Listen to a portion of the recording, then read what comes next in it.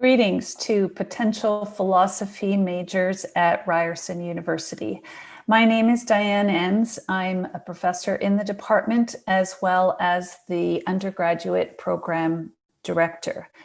I would like to tell you a little bit about our program as well as what it means to major in philosophy.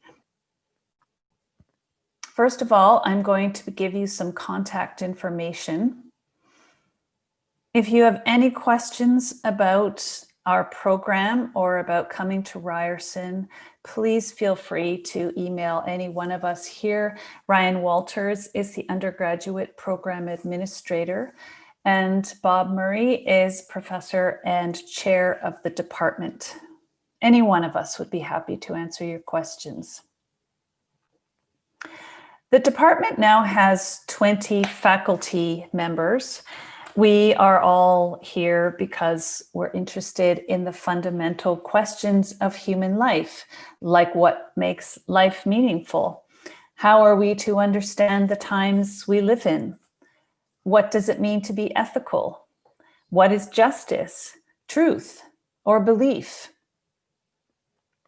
We have diverse interests, and you can see here some of our philosophical loves, from practical matters like environmental law and policy, philosophy of aesthetics or philosophy of love. We also teach critical thinking, which is essential to any philosophy department. We have interests in philosophy and film, religion, and also hope, which is kind of essential these days. Now, why would you choose to study philosophy at Ryerson? There are many reasons why students choose philosophy. You may have had a high school course that you loved, or maybe you love debating issues. Maybe you've always asked the why questions from when you were quite small, and maybe you love exploring ideas. Of course, we also know that you're worried about your futures, and you're probably experiencing tremendous social and maybe family pressure to decide on the right kind of career. Lately, these seem at odds: career training versus getting an education. But I want to give you a surprising word of advice. Try to ignore the pressure to think strictly in terms of career training. You should major in philosophy if this is the subject that interests you. We will offer you an education that exposes you to new ideas, encourages you to discuss these ideas with your professors and your classmates, and teaches you how to write well and communicate your ideas clearly. But I also want to assure you that a philosophy degree is not a dead end. Our focus is a broad liberal arts education that will prepare you for many careers. There are a lot of misconceptions these days about a humanities degree like philosophy, but there's a lot that we don't know about the future of work. We now live in a knowledge-based economy. Increasing automation means that jobs are changing. So chances are you won't have just one career, you'll have several. And your future jobs may not even be invented yet. But what we do know is that we will need creative, analytical thinkers who aren't afraid of difficult questions and who can communicate well. We need people who can think rigorously and critically about the world around them. Because of automation, there will be less of a need for technical skills and a greater need for people who know how to adapt to technological changes.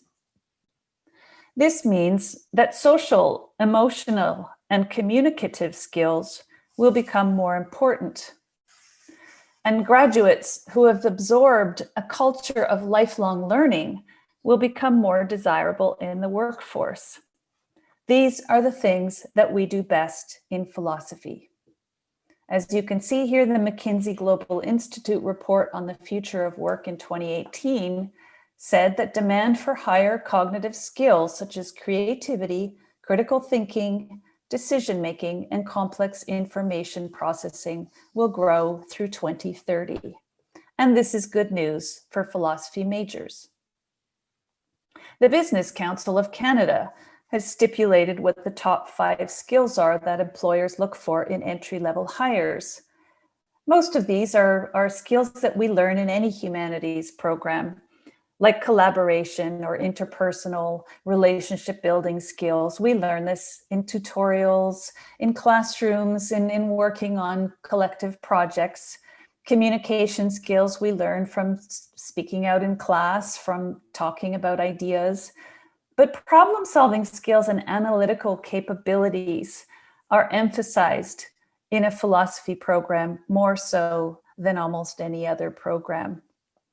In philosophy, we grapple with the most challenging problems. Are we free, or are we determined by history and social circumstances? How do we know the difference between knowing something and believing it's true?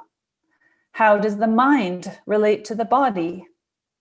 These problems all require deep analysis and interpretation. So what does it mean to think critically? More than any other discipline in philosophy, we're committed to teaching how to think critically about everything that's going on around us and about everything that we read. So a well-cultivated critical thinker raises vital questions clearly, gathers and assesses all the information that we need for a particular problem, comes to a well-reasoned conclusion, a well-thought-out solution. And for this, of course, we need to think with an open mind. We need to question assumptions. We need to look at the implications of our arguments and of ideas, and also look at the practical consequences of what we're thinking about. Of course, we need to learn how to communicate our ideas effectively, and this will help us to figure out the solutions to complex problems. So we need to learn how to recognize a bad argument and make a solid one. Philosophy really is the ultimate transferable work skill because we need such thoughtful people in every job. Here are some of the fields that our graduates have entered. Philosophy majors tend to thrive in these fields because they demand creativity, clear thinking, communicating, good writing skills, and problem-solving skills.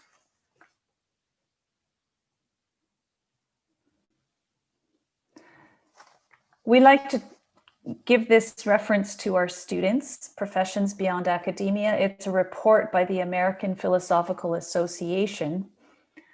For anyone thinking ahead to a professional career, this guide is very helpful.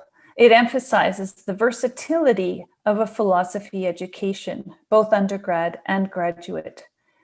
Teaching is not the only opportunity for philosophy grads. There are opportunities in business, technology, the culture industry, global development, medicine, publishing, and research, etc. The next few slides will give a brief overview of our program at Ryerson. You'll see on these slides pictures of some of the characters that you will learn about in your courses. We have 41 semester courses in our BA Honors program, and these are typically taken over 4 years. Some students take longer to complete a degree, and some students like to get it over with faster. But generally, most students take 10 courses per year or 5 per term. And of these 40 courses, 20 will be philosophy and 20 will be electives. In the first year, there are 3 courses that are required. Critical thinking and academic writing and research are required of all arts majors. These give you a foundation for the rest of your time in the program on basic argument skills as well as writing and research. The Problems in Philosophy course deals with some of these sticky philosophical issues, like what is a self? How does it endure over time? What is a mind, and how does it relate to a body? Or how do we know something? You will have a choice then of taking one of these three courses: Plato and the Roots of Western Philosophy, Philosophy of Human Nature, or Existentialism in Art and Culture. And then, of course, there are lots of humanities, social sciences, and other electives that you can take. In year 2, there are 3 required courses. Again, the Research, Design, and Qualitative Methods is one that is taken by all arts majors. Here in year 2, we learn about ethics courses, asking questions like Calvin asks here: is morality about our actions or what's in our heart, in our hearts? Is it about our intentions or about our actions? What does it mean to live a good life? In years 3 and 4, we have 2 required seminars that are for senior students, one in analytic philosophy and one in continental philosophy. If you haven't heard these terms, these are just 2 traditions that branched out in the early 20th century in the Western philosophical tradition, and we like our students to be well-versed in both of these traditions. You can see some of them represented here. French philosophers like Simone de Beauvoir and Maurice Merleau-Ponty, also Bertrand Russell, who was a British philosopher, and Frantz Fanon at the top here, who is one of our best anti-colonial thinkers in the 20th century. Also in year 3 and 4, there is a required experiential or applied learning course. So one of the following, it must be taken: the Project in Applied Philosophy, or Philosophy Engaging Communities, or Meta-philosophy. Now, I know these vary from year to year, but the Project in Applied Philosophy has often been taught in the high schools, where students are introduced to teaching in philosophy in a high school. The Philosophy Engaging Communities is being taught this winter. Actually, it's called a Walls to Bridges course, where students meet with formerly incarcerated students in order to learn from each other. Plus electives, of course. And here's a sample of the kinds of electives that you could take in the history of philosophy, in metaphysics and epistemology, value theory, which is our more ethical and political courses. And also we have some non-Western philosophy courses and applied philosophy courses like business ethics or bioethics. We also have 2 double majors that we offer, one in English philosophy and the other in history philosophy. Each one requires 13 courses in each discipline. We highly recommend doing this when students have interests that are diverse, that interdisciplinary perhaps, and that don't fit in one particular discipline. We also have lots of minor opportunities, so you could minor in any one of these. Again, we also advise this for practical purposes. Sometimes you have a practical interest in addition to philosophy, and this may help you once you've graduated to decide what you'd like to do. In 2022, we have a philosophy co-op program coming that will enable students to have some terms that are just for work and some terms that are just for study. This will give students valuable work experience. The place where they work, their placement will vary. We're just in the planning stages now, but we think this is going to be of great interest to our students. You may be wondering what a university course is like, given that you are probably coming from high school. Our classes are 3 hours per week per course. The formats vary. In the first year, you will probably have 1 or 2 classes that are lectures only, and then a third class for one course will be a tutorial where you'll meet with graduate students who will be the teaching assistants. But for the most part, courses are a mix of lecture and discussion. Until this seminar, the final years, the seminar is a much smaller course where maybe up to 20 or 25 students or less, where we all sit around a big table and pull out our readings and mostly discuss what we've read. And it looks a little bit like this 20th century photo.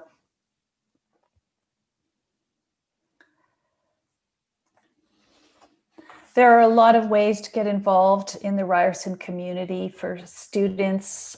We have several philosophy organizations that are very active in getting students together and creating a community in the philosophy department. And of course, there are Ryerson-wide student clubs and groups. I have a website here that will tell you about all the services for students at Ryerson at the bottom of this slide. Ryerson also has fantastic resources for supporting students both academically and personally. There is accommodation support for students who have visible or invisible disabilities and need specific accommodations in their courses. These accommodations can include more time on exam or assignments, an interpreter or note taker, for example, or special consideration for absences due to illness. There's a wonderful student experience center at Ryerson that offers personal and career counseling and leadership training, also some funding and learning abroad experiences. And then finally, of course, there are wonderful counseling and medical services at Ryerson, which you can also look up here, including a Center for Women and Trans People and Aboriginal Student Services Office, and then, of course, career and personal counseling. I hope this has given you a little bit of an idea of what it would be like to come to Ryerson and major in philosophy. Please don't hesitate to reach out to us if you have questions, and check out our website at the bottom here. There's lots more information there, and hope to see you in the fall.